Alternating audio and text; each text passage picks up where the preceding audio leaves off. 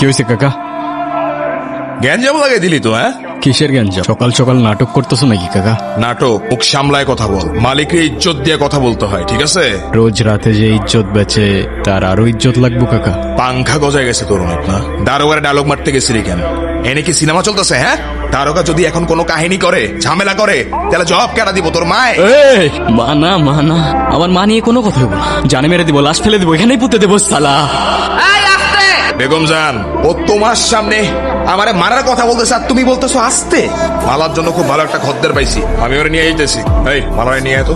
এই মালা কোথাও যাইব না, মালার গায়ে প্রচন্ড জ্বর। বেগম জান, যারা ধান্দা করে তাদের বইলা দাও এই লালকুঠিতে কিছু নিয়মও আছে। বেগম জান তুমি কিন্তু কাজটা ঠিক করতেছো না। আমার উপর ভরসা নাই, তুমি এখন যাও। মালা সুস্থ হলে আমি জানাবো। আজকে বেগম জানের লেগা বাইচে গেলি গুরু। মাইরা যাও না কাকা, নাইলে পরে আফসোস করবা।